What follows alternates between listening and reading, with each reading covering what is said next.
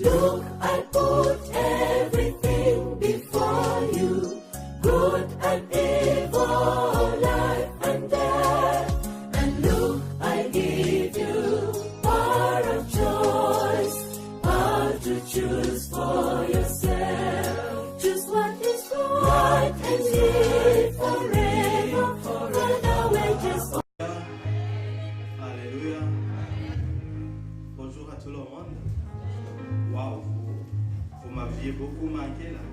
Est-ce que je vous ai manqué aussi? Alléluia. Alors, comme vous le voyez, le programme est changé. On prêche, après on va donner les offrandes.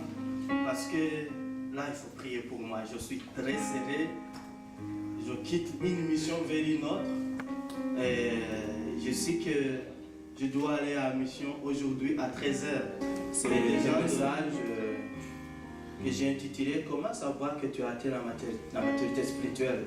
Vous savez, dans l'église, on parle toujours « Il faut être mature spirituellement, il faut grandir, il ne faut pas rester haineux. » Mais le problème, moi, c'est toujours pour ça que je viens toujours avec des messages qui vous disent comment savoir que vous êtes lundi, là où vous devrez être selon le plan de Dieu et la maturité de Dieu. C'est pas compliqué. Je vais commencer mon message par une de trois questions. Comment savoir qu'un avocatien est arrivé à sa maturité? Une question. Comment savoir que Manguier est atteint sa maturité? Hein? Tu ne peux pas manger le manguier là, tu manges les mangues. Alléluia. Comment savoir qu'un arbre est arrivé à sa maturité?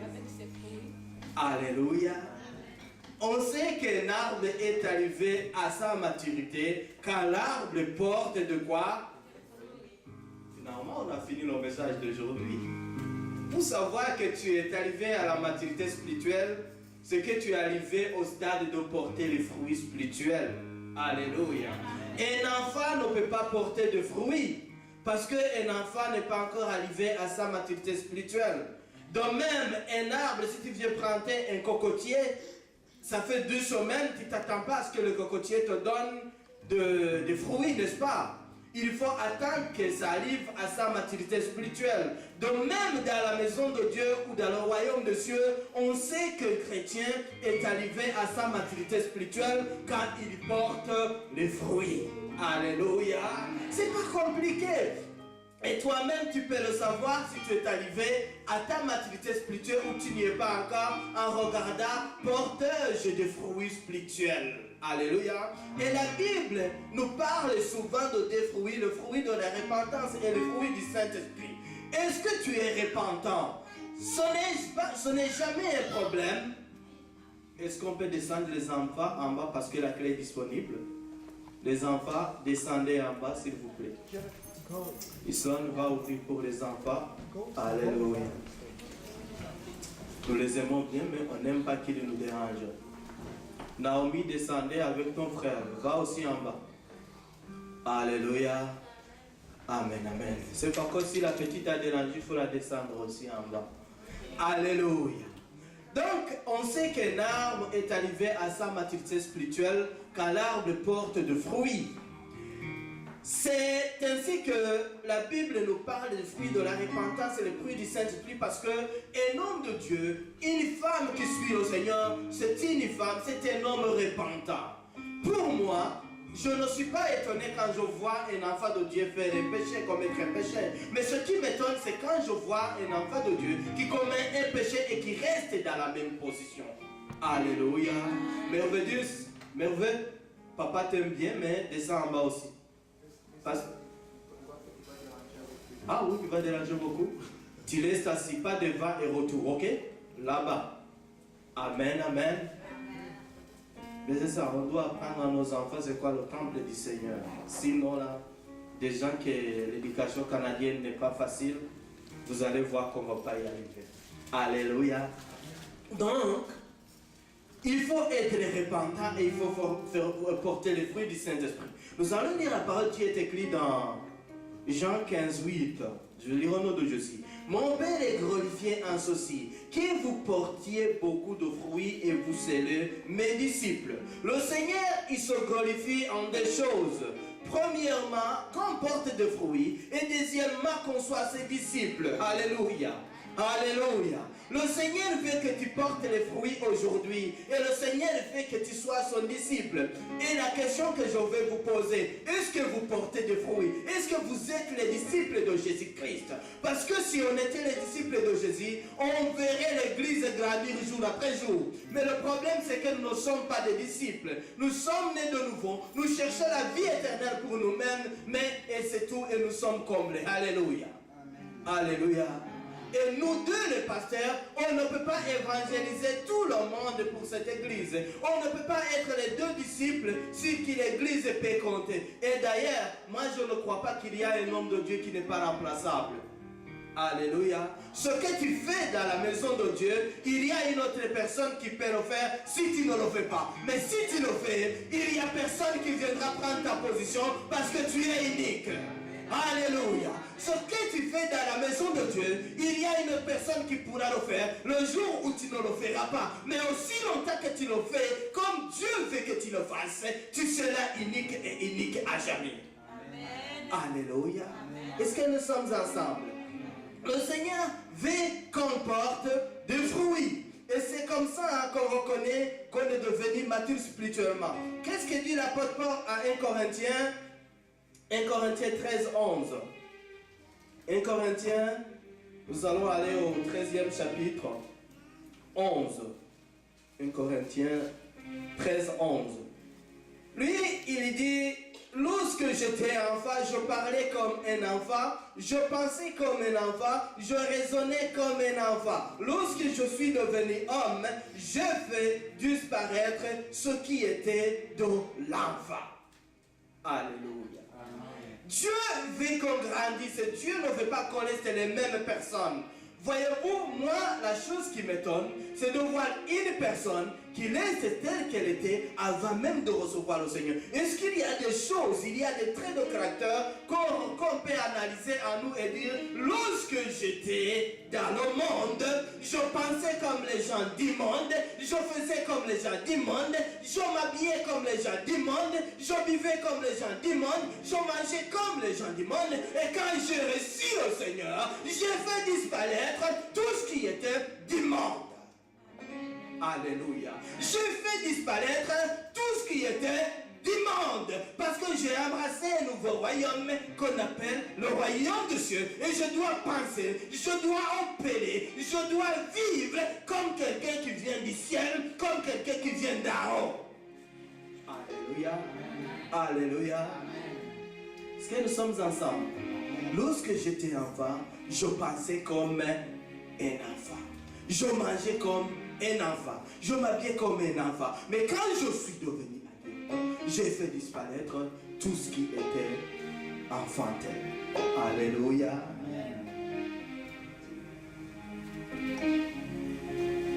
La question que je vous ai posée au début, comment connaître un homme de devenir à sa maturité? À quel signe vous allez reconnaître que vous êtes devenu mature? Quand vous êtes capable d'engendrer. Alléluia. Quand vous êtes capable d'engendrer, ou comme le dit le verset, porter de fruits. La Bible est claire. Vous êtes ici, vous n'engendrez pas. Est-ce qu'il y a une personne qui a déjà reçu le Seigneur grâce à vous? C'est une question sérieuse, peuple de Dieu. Est-ce que vous voyez les attentats? Les gens qui tuent les autres en croyant qu'ils vont aller au paradis directement. Ils prennent ça au sérieux, les affaires. Mais le problème, les enfants de Dieu, les chrétiens, nous sommes trop mous. Nous sommes trop mous. À l'école, on ne parle pas de Christ parce qu'on sera ridiculisé. Au travail, on ne parle pas de Jésus parce que si je parle de Jésus, je risque de perdre mon travail. En plus, ils vont penser que je suis idiot et archaïque. Mais voyez-vous, c'est que tu n'es pas encore mature. Si tu ne peux pas parler ouvertement de Jésus, c'est que tu n'es pas encore mature. Alléluia. Alléluia. Alléluia. Alléluia. Dieu veut qu'on porte des fruits. Alléluia. Dieu veut qu'on porte des fruits. Je suis tanné de voir que cette église ne grandit pas. Je suis tanné de voir que le nombre ne s'augmente pas. Oui, je bénis le Seigneur parce que spirituellement, je vois que vraiment, le Seigneur nous élève.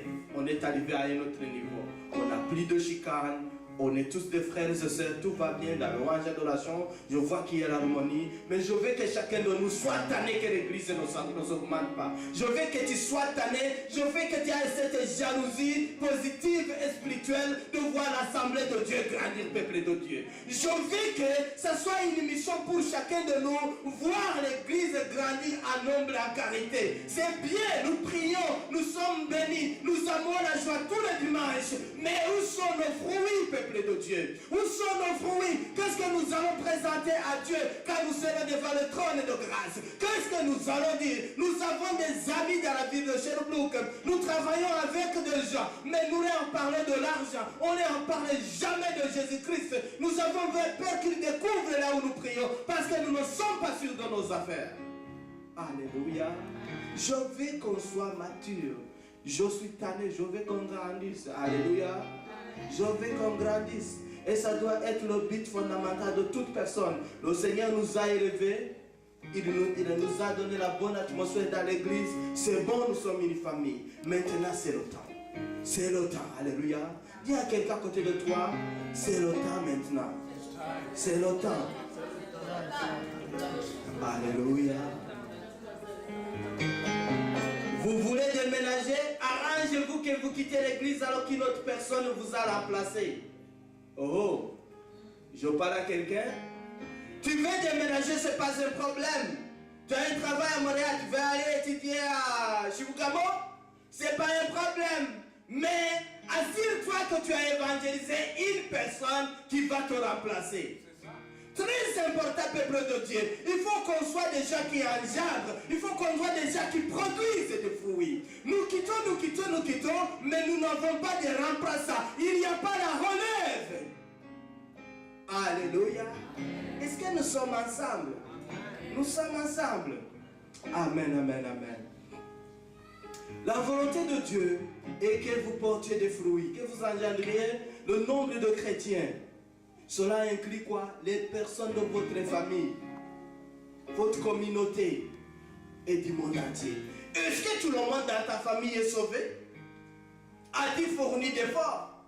Est-ce que tous tes enfants sont sauvés? Est-ce que tu les évangélises? Est-ce que ton mari est sauvé?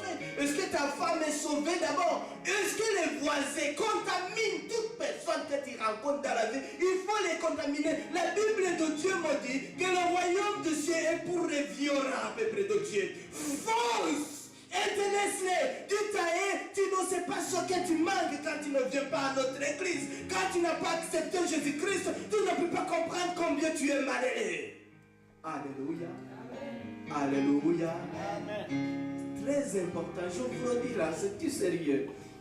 Ici, Acte, le chapitre 1, le verset 8, la parole de Dieu me dit, mais vous recevrez une puissance. Et chacun de nous a reçu cette puissance parce que vous êtes conduits par l'Esprit de Dieu. La Bible me dit que tous ceux qui l'ont reçu sont devenus fils et filles de Dieu. Et ceux-là, ils sont conduits par l'Esprit de Dieu. Vous avez tous cette puissance. La Bible, le Seigneur nous donnait la promesse d'une puissance qu'il nous a donnée le jour de la Pentecôte. La Bible me dit que vous recevrez une puissance, celle du Saint-Esprit, survenue sur vous. Alléluia. Et vous serez mes témoins à Jérusalem, dans toute la Judée, dans la Samarie et jusqu'à l'extrémité de la terre. Vous recevrez une puissance. C'était une promesse que nous avons reçue. Nous avons tous cette puissance dans cette église. Nous avons tous cette puissance parce que nous sommes enfants de Dieu. Et tous qui sont enfants de Dieu, ils sont nés de nouveau et ils sont remplis et conduits, dirigés par l'Esprit de Dieu. Nous avons cette puissance. Et après avoir cette puissance, la parole de Dieu me dit que nous serons des témoins à Jérusalem d'abord, chez nous, dans nos familles, à la Judée, à Jérusalem, jusqu'à l'extrémité du monde. Vous serez mes témoins. vous serez maintenant, vous recevrez une puissance. Aujourd'hui, moi je dirais, vous avez reçu une puissance. Et soyez les témoins de Dieu. À Jérusalem, alléluia. Dans la Judée, dans la Samarie, jusqu'à l'extrémité du monde. Parce que cette puissance dont le Seigneur nous parlait, c'était dans le passé. Mais quand c'est venu dans le présent aujourd'hui, nous devons opérer. C'est cette puissance qui a touché Pierre. Un homme qui avait peur, un homme qui bougeait, un homme qui n'avait pas de stabilité. Mais un jour, il est allé, il a dit, c'est le même Jésus que vous avez crucifié qui a opéré ce miracle.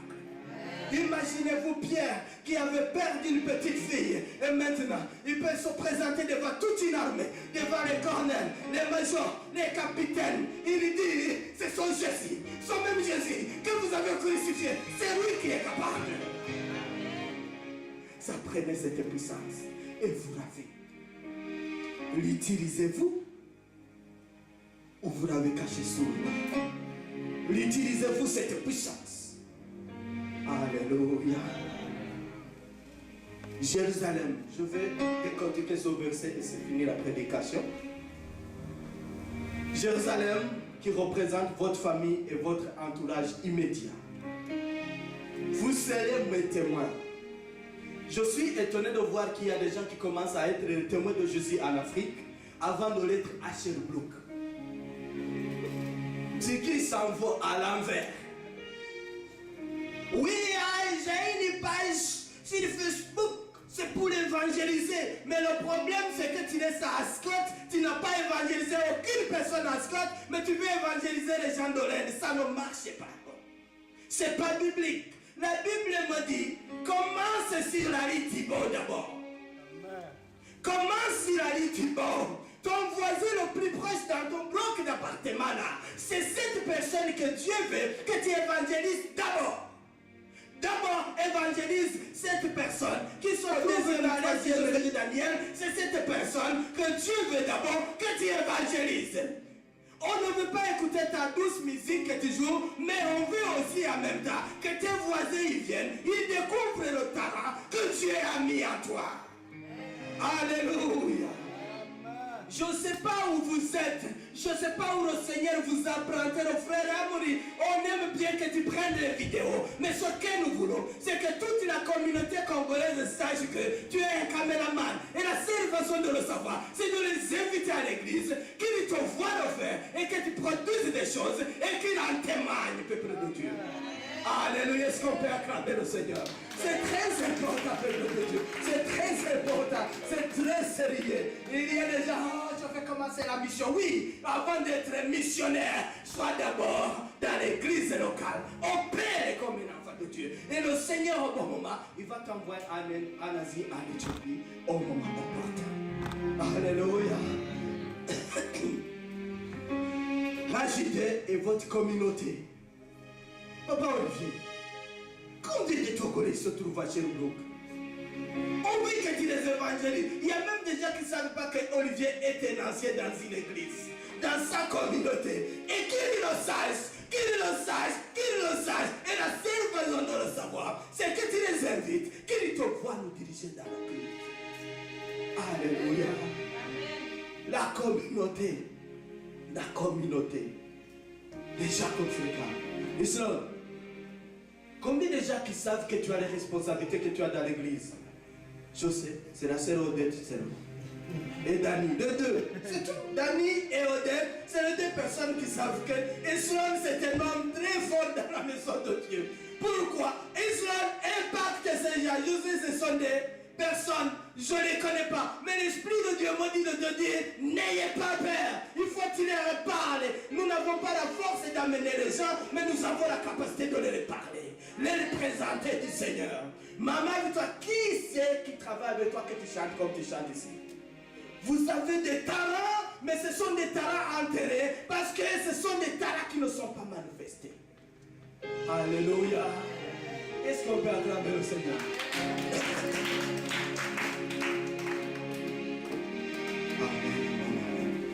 Maman Esprit, c'est qui sait que tu es trop assidu au temple?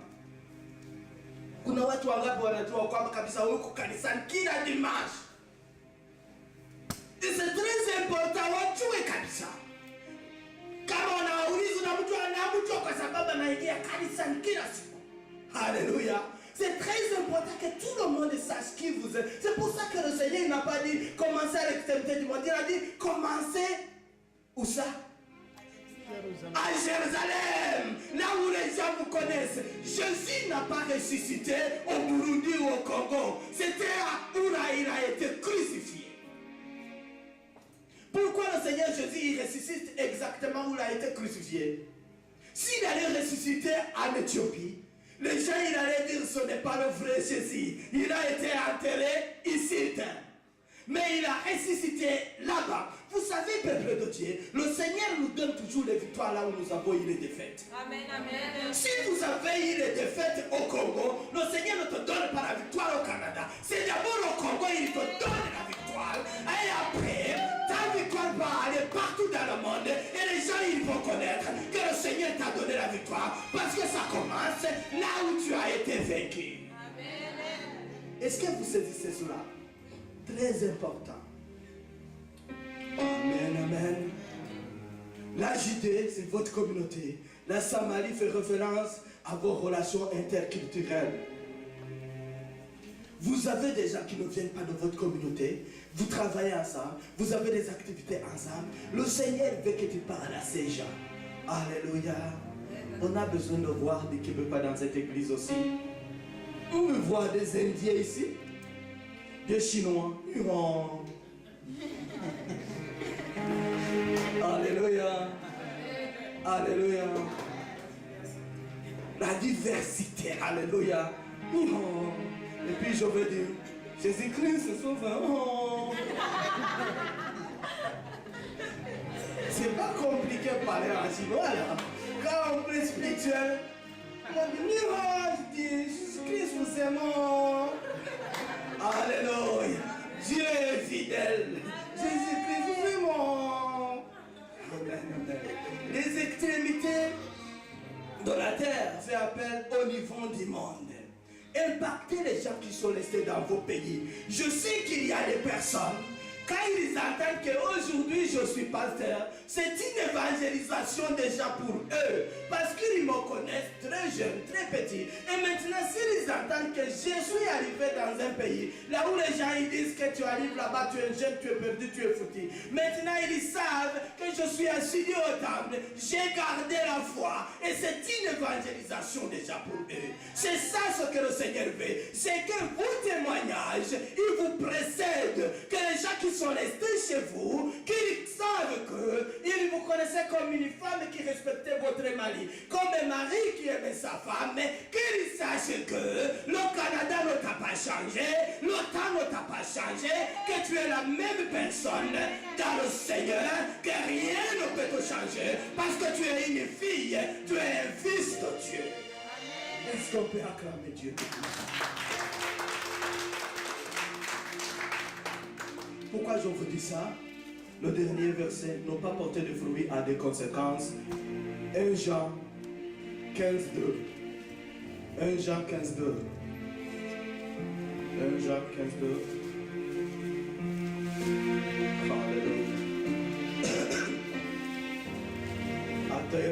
C'est le verset que tout le monde connaît qui dit tout arbre qui ne porte pas de fruits fait quoi?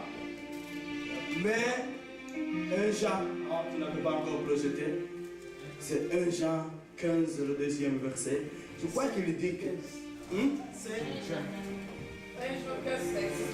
1 Jean 15, ça n'existe pas? Non, c'est Jean.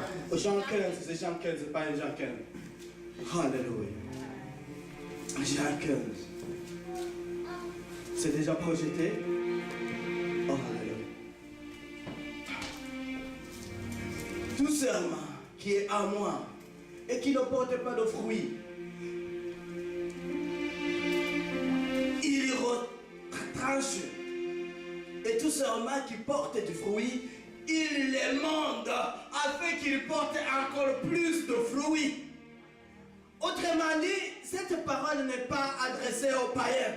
C'est une parole qui est adressée aux filles et aux fils de Dieu. C'est une parole qui est adressée aux serviteurs de Dieu. C'est une parole qui est adressée aux gens qui connaissent le Seigneur. Parce que dans la Bible, il y a certaines paroles, c'est pour les païens. D'autres paroles, c'est pour les gens qui sont déjà dans le Seigneur. Parce que la Bible nous dit, tout serment qui est à moi. Autrement dit, toi tu es dans le Seigneur. La Bible me dit que Jésus-Christ est quoi?